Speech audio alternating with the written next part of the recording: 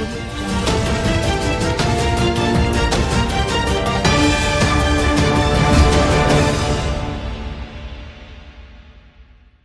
To Waves media Telugu. Anjuman భూముల జోలికి వస్తే ఊరుకునేది లేదు అని గుంటూరు తూర్పు నియోజకవర్గ వైఎస్ఆర్సీపీ ఇన్ఛార్జ్ నూరి ఫాతిమా అన్నారు. గురువారం పార్టీ కార్యాలయంలో విలేకరుల సమావేశం ఏర్పాటు చేశారు. ఆమె మాట్లాడుతూ అంజుమన్ భూముల వ్యవహారం మాజీ ముఖ్యమంత్రి జగన్మోహన్ రెడ్డి దృష్టికి తీసుకువెళ్లామని, వైఎస్ఆర్సీపీ అండగా ఉంటుందని సందర్భంగా అన్నారు. అందరికీ నమస్తే, అస్సలాము అలైకుం, వందనాలు. ఈరోజు మీడియా ముందుకు రావడానికి ముఖ్యంగా కారణం ఏంటంటే, మరి ఈ రాష్ట్రంలో గుంటూరు మరి టౌన్ సంబంధించి అంజుమన్ ఇస్లామియాకి సంబంధించిన ప్రాపర్టీ 72.57 ఎకరాల గురించి మరి జరుగుతూనే ఉంది నెల నుంచి.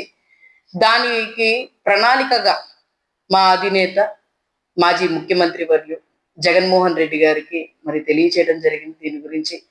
దీని గురించి ఖచ్చితంగా మనం పోరాడాల్సిందే, ప్రజలకి అండగా ఉండాల్సిందే, ఇలాంటి ప్రాపర్టీస్ ని కాపాడాల్సిందే. ఎందుకనంటే గతంలో కూడా వక్ఫ్ బోర్డ్ సంబంధించిన వక్ఫ్ ప్రాపర్టీస్ ఏవేవి ఉన్నాయో ప్రతి ఒక్కటి కూడా మనం కాపాడుకుంటా వచ్చాము. అప్పుడు ఎన్నో మరి ఎంతమంది ఆక్యుపై చేసి దాన్ని మరి ఎక్వైర్ చేసాం, మొత్తం చేసాం. అలాగే ఇప్పుడు కూడా మన బాధ్యత ఉంది. ప్రతిపక్షంలో ఉన్నాము, ప్రతిపక్షం నేత వాళ్ళు ఇచ్చినా ఇవ్వకపోయినా మన బాధ్యత ఉందని చెప్పి జగన్మోహన్ రెడ్డి గారు చెప్పడం జరిగింది.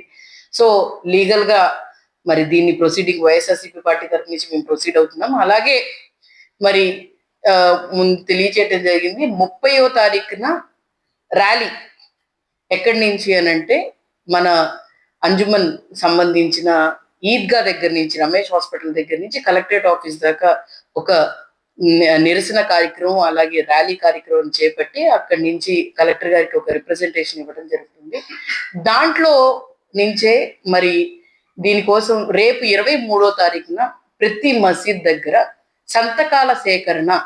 సంతకాలు అంటే ప్రజల దగ్గర నుంచి కూడా, వాళ్ళ దగ్గర నుంచి కూడా సంతకాలు సేకరించి ఈ ప్రాపర్టీ ప్రజలకి సంబంధించింది, మరి ముఖ్యంగా మైనారిటీలకు సంబంధించింది, వాళ్ళ దగ్గర నుంచి సంతకాలు సేకరించి 1 టౌన్లో 2 టౌన్లో 2 కూడా ప్రతి చోట కూడా మసీదుల దగ్గర, దాదాపు ముఖ్యమైన మసీదుల దగ్గర మరి సంతకాల సేకరణ కార్యక్రమం రేపు మొదలు పెడతాము. ఆ కార్యక్రమం 23, 24, 25వ తారీఖున ఈ 3 రోజులు కూడా మరి రేపైతే మసీదుల దగ్గర, ఎల్లుండి అలాగే 24th, 25th వచ్చేసి ప్రజల్లోకి వెళ్ళి గడప గడపకి వెళ్ళి మరి సంతకాల సేకరణ గుంటూరు తూర్పు నియోజకవర్గంలో ఒక 2 రోజులు, అలాగే పశ్చిమ నియోజకవర్గంలో ఒక రోజు మరి మైనార్టీ ఏరియాస్, ఎందుకంటే గుంటూరు తూర్పు నియోజకవర్గంలో 60,000 మంది మైనార్టీలు ఉన్నారు, అలాగే పశ్చిమ నియోజకవర్గంలో 30,000 మంది ఉన్నారు. కాబట్టి ఆ మెయిన్ ఏరియాస్ అక్కడికి వెళ్ళి సంతకాల సేకరణ ప్రతి ఇంటి దగ్గరికి వెళ్ళి మేము చేస్తాము.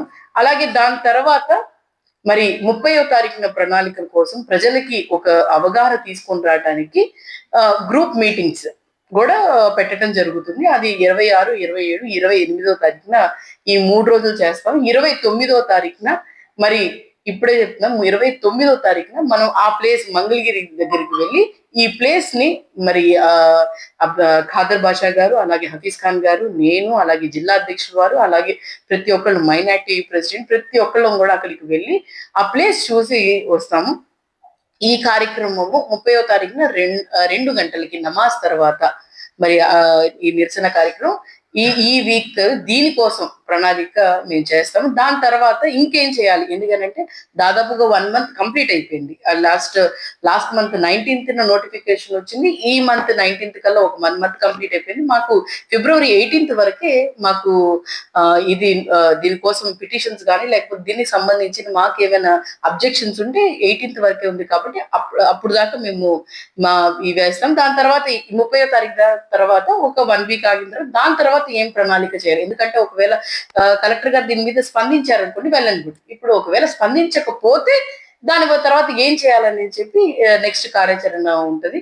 సో నేను కోరుకుంటుంది, టౌన్ సంబంధించే కాదు, రాష్ట్రంలో ప్రజలందరూ, మైనార్టీ ముస్లిం ప్రజలందరూ నేను కోరుకుంటుంది ఏంటంటే, ఇది ఒక ఇష్యూ ఒక మైనార్టీలదే కాదు, ఇది ఒక ఇష్యూ ఒక నియోజకవర్గందే కాదు. ఈ ఇష్యూ వచ్చేసేసి మన ప్రాపర్టీస్ ఈ రాష్ట్రంలో ఈ కూటమి ప్రభుత్వం ఈ రోజు మరి మైనార్టీల ప్రాపర్టీ ఉండొచ్చు, రేపటి రోజు క్రిస్టియన్ ప్రాపర్టీ ఉండొచ్చు, రేపటి రోజు గుళ్ళ ప్రాపర్టీ ఉండొచ్చు. ఈ రోజు ఈ ప్రాపర్టీ మీద పడితే రేపు మీ ప్రాపర్టీ మీద పడరు అని చెప్పడానికి లేదు.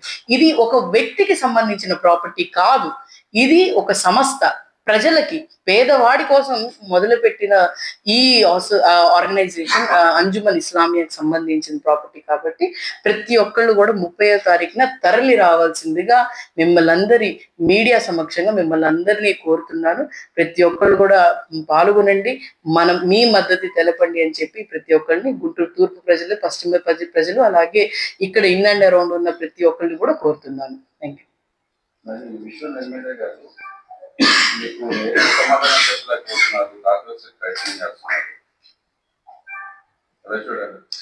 అదేనండి, ఇప్పుడు దాకా కూడా నేను 2-3 సార్లు కౌంటర్స్ ఇవ్వడం జరిగింది ఈ ఇష్యూ గురించి. 2-3 టైమ్స్ ప్రెస్ మీట్ పెట్టారు, కానీ ఇప్పుడు దాకా కూడా ఎమ్మెల్యే గారు ఎక్కడ స్పందించలేదు. దీని గురించి ఆయన ఏం చెప్పట్లేదు. నానేదో మొన్న విన్నాను, ఆయన ప్లేస్ మీరు చెప్పండి, మేము వస్తాం ఆఫ్టర్ 12 మేము పిలవకండి అని చెప్పి ఏదో సంథింగ్ అది మాట్లాడేస్తున్నారు. టాపిక్ అసలు ఈ ఇష్యూ గురించి ఆయన ఏం మాట్లాడలేదు ఎక్కడ కూడా. ఆయన్ని నాకు తెలిసి మీరు మీడియా వాళ్ళు అడగలేదు, లేకపోతే ఆయన దాన్ని అడగొద్దని అన్నారు, లేకపోతే ఆయన దాన్ని ఏమో ఏమైనా చెప్పాలని అనుకోవట్లేదేమో అని అనిపిస్తుంది. ఎక్కడ కూడా దీని గురించి స్పష్టంగా ఆయన, నేను ఇప్పుడు కూడా చెప్తున్నానండి, స్పష్టంగా లిఖిత పూర్వకం కూడా ఆయన ఇవ్వలేదు, స్పష్టంగా మాట పరంగా కూడా ఎక్కడా కూడా ఒలుమాలకు కూడా చెప్పలేదు. లేకపోతే మాకు తెలిసి మన మన మన కమ్యూనిటీలో ఎక్కడో కూడా ఆయన ఎక్కడో కూడా చెప్పినట్టు నేను దీన్ని కాపాడుతానని చెప్పి వ్యక్తిగతంగా కానీ వాళ్ళ పార్టీలో ఉన్న వాళ్ళు కూడా ఎక్కడో కూడా చెప్పలేదు. సో దీన్ని దాటేయటానికి మాత్రం ఆయన ఖచ్చితంగా చూస్తున్నారు. దీని ఎందుకంటున్నానంటే ఈ విషయం 60 రోజులు అని చెప్పిన తర్వాత కూడా ఇంకొక 30 రోజులు ఉంటాయి అని చెప్పి అబద్ధం చెప్పాల్సినంత అవసరం ఏమొచ్చింది? ఏదైనా చెప్పాలి అని అంటే ఒక ఎమ్మెల్యే స్థాయి ఒక ఎమ్మెల్యే స్థాయి ఆయన చెప్తున్నారు అని అంటే ఆ మాటకి చాలా విలువ ఉంటుంది, ఆ మాటకి చాలా విలువ ఉంటుంది. మరి ఆ విలువ ఎందుకు ఎమ్మెల్యే గారు పెట్టుకోవట్లేదు అర్థం కావట్లేదు. ప్లస్ ఏంటంటే ఖచ్చితంగా ఆయనకు మాత్రం దీని గురించి శ్రద్ధ కానీ, దీన్ని కాపాడాలనే ఉద్దేశం కానీ, దీన్ని నేను కాపాడితే ప్రజలకు మంచి జరిగిద్దన్న ఆలోచన కానీ ఈయనకి లేదు. దానివల్ల ఆయనకి ఏంటంటే అది ఎలా కనిపిస్తుంది అని అంటే, నాకు ఎమ్మెల్యే గారికి అదొక ఎసెట్, ప్రాపర్టీ, నా ప్రాపర్టీ లాగా కనిపిస్తుంది. ఆయన కోసం ఏమంటారు హబీబుల్లా ఖాన్ గారు వదిలేసి వెళ్ళినట్టు మరి కనిపిస్తుంది. కాబట్టి మరి దీన్ని మాత్రం ఎమ్మెల్యే గారిని మాత్రం దీన్ని క్షమించమని చెప్పి దేవుడు క్షమించడు, అలాగే గుంటూరు ప్రజలు క్షమించరు, ఆంధ్రప్రదేశ్ ప్రజలు కూడా ఆయన క్షమించమని చెప్పి తెలియజేస్తున్నారు.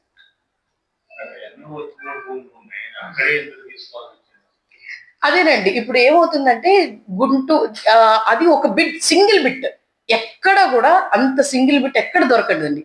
ప్రైవేట్ వాళ్ళ దగ్గర దొరకదు, ఎండోమెంట్ ప్రాపర్టీస్ లో కూడా దొరకదు. అంత పెద్ద బిట్ ఒకేసారి కనిపించేటప్పటికి అదేంటంటే వన్ టైం సెటిల్మెంట్. ఎందుకంటే 10 మందిని అడగాల్సిన అవసరం లేదు, 10 మందిని ఎక్వైర్ చేయాల్సిన అవసరం లేదు. అది దానికి అంటే దాన్ని కాపాడే వాళ్ళే ఈ రోజు దాన్ని అమ్మేస్తున్నారు అని అంటే, కాపాడటానికి ఉన్న వ్యక్తి ఎమ్మెల్యే గారు, ఆయనే అంజుమన్ సంస్థ సంబంధించిన ఆయనే ప్రెసిడెంట్, మళ్ళీ వక్ఫ్ బోర్డ్ లో డైరెక్టర్, ఇక్కడ ఎమ్మెల్యే ఆయనే ఉండి ఈజీగా వాళ్ళకి ఏంటంటే దాన్ని లాగేసుకోవడానికి ఈజీగా ఉంది కాబట్టి ఆ కన్ను దాని మీద పడింది. ఇంకో విషయం ఏంటంటే, ఇక్కడ ఈ విషయంలో అయితే అక్కడ ల్యాండ్ ఎక్వైర్ చేయాలి అని అంటే ఇన్ అండ్ అరౌండ్ చాలా ఉన్నాయి, చాలా అన్నిటి మీద పడకుండా దీని మీద ఎందుకు పడ్డారో ఇప్పటికి కూడా ఈ ప్రభుత్వానికి వాళ్ళకి క్లారిటీ లేదు. ఏదో ఇండస్ట్రియల్ పార్క్ అని చెప్పి మాట చెప్తున్నారు తప్ప, అసలు ఇండస్ట్రియల్ పార్క్ రావడానికి ముందు ఇండస్ట్రీస్ రావాలిగా, ఇండస్ట్రీస్ కోసం ఇక్కడ రిసోర్సెస్ ఉండాలి కదా. ఇండస్ట్రియల్ పార్క్ పెట్టాలి అని అంటే ఇక్కడ స్థానికంగా ఇక్కడ కావాల్సిన రా మెటీరియల్స్ కానీ, లేకపోతే దీనికి సంబంధించినవి కానీ ఇక్కడ ఫీజిబుల్ ఉండాలి కదా. ఏమీ లేకుండా వీళ్ళు ఇండస్ట్రియల్ పార్క్ అని చెప్పి మాటకి చెప్పేస్తున్నారు తప్ప వేరేది ఏమీ లేదు. వీళ్ళకి ఏంటంటే single bit, one time settlement 2000 crores మంచి ఫిగర్ కనిపిస్తుంది. అందుకోసం దాన్ని తీసేసుకోవాలని చెప్పి ఈ కూటమి ప్రభుత్వం ఆలోచిస్తుంది. ఈ పోరాటంతో స్టేట్ అంతా ఏమన్నా మైనారిటీలు ఆలోచన చేసే అవకాశం ఉన్నా, ఇలాంటి ఇంకా ఏమైనా వెలుగులోకి వచ్చే అవకాశం? ఖచ్చితంగా అండి, ఇదేదో ఉధృతం మేము గుంటూరు తూర్పు నియోజకవర్గంలోనే లేకపోతే గుంటూరు టౌన్ నియోజకవర్గంలో డిస్టిక్ లోనే కాదండి. ఆ రోజు ప్రోగ్రాము ప్రతి నియోజకవర్గంలో, మైనారిటీస్ ఎక్కువ ఉన్న నియోజకవర్గంలో ప్రతి నియోజకవర్గంలో కలెక్టరేట్ ఆఫీస్ లో రిప్రజెంటేషన్ ఇవ్వడానికి వెళ్తున్నారు.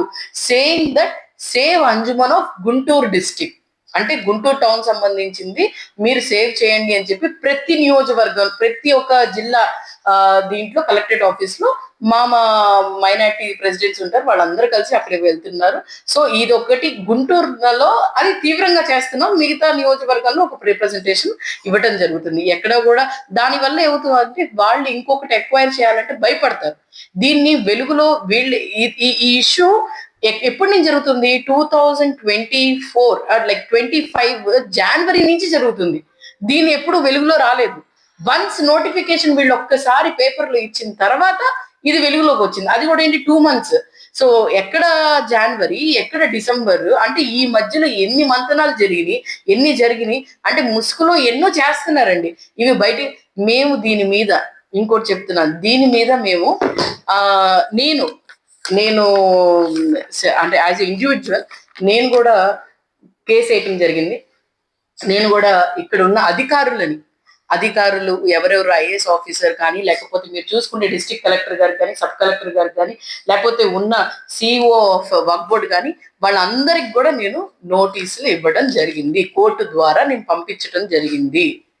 సేయింగ్ దట్ ఏ విధమైన ప్రొసీడింగ్స్ చేసి మీరు ఈ రోజు నోటిఫికేషన్ ఇచ్చారు అని చెప్పి. ఎందుకనంటే దేర్ ఆర్ ప్రొసీడింగ్స్, ఇక్కడ ప్రొసీడింగ్స్ ఉన్నాయి. ఎందుకంటే ఇక్కడ ఉన్న కమిటీ ఏమో అప్రూవల్ చేయాలి, దాని తర్వాత వక్ఫ్ బోర్డ్కి వెళ్ళాలి, వక్ఫ్ బోర్డ్ లో అప్రూవల్ చేయాలి, దాని తర్వాత క్యాబినెట్కి వెళ్ళాలి, క్యాబినెట్ అప్రూవల్ చేయాలి, దాని తర్వాత అసెంబ్లీకి వెళ్ళాలి, అసెంబ్లీలో అప్రూవల్ చేయాలి. అవన్నీ ప్రొసీడింగ్స్ లేకుండా మీరు ఎలా చేస్తారని చెప్పి నేను దీన్ని కోర్టులో వేయటం జరిగింది. ఖచ్చితంగా everyone should stand in the bone and they should be responsible for what they have done. ఇక్కడ ఉన్న అధికారులు ప్రతి ఒక్కళ్ళు కూడా లా ముందు ఎవ్వరు కూడా చుట్టాలు కాదు. ఖచ్చితంగా మీరు సమాధానం చెప్పాల్సి వస్తుంది. సమాధానం చెప్పే సమయం వచ్చింది. సో ఎవ్రీవన్ షుడ్ బి, మీరు ఏదో ఏ పార్టీ ఉన్నా, గవర్నమెంట్ ఉన్నా కూడా ప్రజలు మాత్రం ఆంధ్రప్రదేశ్ ప్రజలకి సమాధానం చెప్పాలి. కాబట్టి మేము కోర్టు ద్వారా వెళ్తున్నాం. కోర్టు ద్వారా you have to answer everything. మీకు ఎవరు చెప్పారు ప్రొసీడింగ్స్ చేయమని చెప్పి, ఎందుకు చేశారు, ఏం చేశారని చెప్పి. ఎమ్మెల్యే మాట దాటేసినంత మాత్రాన మీరు అధికారులు మీరు మాట దాటడానికి లేదు. కాబట్టి గుర్తు పెట్టుకొని ప్రతి ఒక్కరు everyone should be answerable. MLA government ఉందా, ప్రభుత్వం పెద్దలు పెట్టే ప్రెషర్ వల్ల ఆయన ఏమన్నా ఇరుక్కొని పడిపోతారు అంటే దీనికి ఒక మాట చెప్తానండి. గతంలో మీ అందరికి తెలుసు, ఎన్ఆర్సీసీఏ టైంలో ఇక్కడ గుంటూరు తూర్పు నియోజకవర్గం ఉన్న ఎమ్మెల్యే ముస్తఫా గారు, ఎక్స్ఎమ్మెల్యే గారు, ప్రెసిడెంట్ ఎక్స్ఎమ్మెల్యే గారు, ఆయన 60,000 మంది ముందు ఎన్ఆర్సీసీఏకి ఒకవేళ జగన్మోహన్ రెడ్డి గారు కానీ లేకపోతే వైఎస్ఆర్సీపీ మద్దతు ఇస్తే నేను నా ఎమ్మెల్యే పదవికి రాజీనామా చేస్తానని నికార్సుగా నిజాయితీగా చెప్పారు. ఈ రోజు నేను అడుగుతున్నాను, ఎమ్మెల్యే గారు ఏ స్టాండ్ మీద ఉన్నారో చెప్పట్లేదు. సరే, ఆయన ఏ స్టాండ్ మీద ఉన్నారో, ఆయన ప్రెషర్ ఉందని చెప్పి ప్రజల్ని మోసం చేయకూడదుగా. ప్రెషర్ ఉందని చెప్పి కమ్యూనిటీని మోసం చేయకూడదు కదా. ఏ కమ్యూనిటీ మిమ్మల్ని ఈ రోజు గెలిపించారు? ఏ కమ్యూనిటీ అని చెప్పి మిమ్మల్ని గెలిపించారు? ఈ రోజు నేను మైనారిటీని, నాకు అవకాశం ఇవ్వండి, నేను ఒక్కసారి ఓడిపోయానని చెప్పి మీరు అడిగిన వాస్తవే కదా. మైనారిటీలకి ఏమైనా ఇబ్బంది వస్తే నేను ఉంటాను అని చెప్పి బ్రహ్మసాని గారు మీరు చెప్పారు, అది నిజమే కదా. మరి ఇవన్నీ నిజమైనప్పుడు ఈ రోజు మీరు నుంచోవాల్సిన బాధ్యత కూడా మీదే కదా. మరి ఎందుకు నుంచోట్లేదు?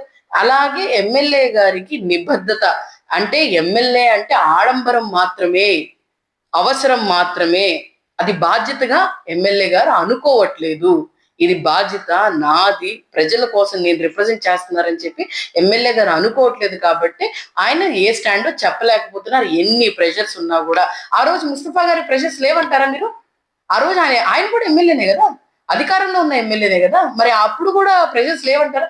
ఆ రోజు మీరు ఒక్కటి గుర్తు పెట్టుకోండి, జగన్మోహన్ రెడ్డి గారు ఇక్కడున్న మైనారిటీల కోసం ఆలోచించి ఆ రోజు ఎన్ఆర్సీసీఏకి కేంద్రంలో మోడీ గారు ఉన్నా కూడా వాళ్ళకి వ్యతిరేకంగానే ఓటేశారే. మరి ఈ రోజు మీరు కూడా మద్దతు ఉన్నారు కదా, మీరు కూడా వ్యతిరేకంగా మైనార్టీల కోసం మీరు ఆలోచించుంటే మీరు కూడా వ్యతిరేకంగానే చేయొచ్చు కదా బగ్బిల్కి. మరి ఎందుకు చేయట్లేదు? సో దీన్ని బట్టి అర్థమవుతుంది, ఈ ప్రభుత్వానికి కానీ ఇక్కడ ఉన్న ఎమ్మెల్యేకి కానీ ఎవరికి కూడా ప్రజల అవసరాలు కానీ, ప్రజల కోసం కానీ, ప్రజల సంక్షేమం కానీ అవసరం లేదు. వాళ్ళకి అవసరమైంది ఒకటే, దాచుకోవటం, దోచుకోవటం, దండుకోవటం. ఇది పై స్థాయి దగ్గర నుంచి కింద స్థాయి దాకా అందరూ సమానంగా సమాంతరంగా పంచి పెట్టుకుంటున్నారు. కాబట్టి everyone is satisfied with what they have.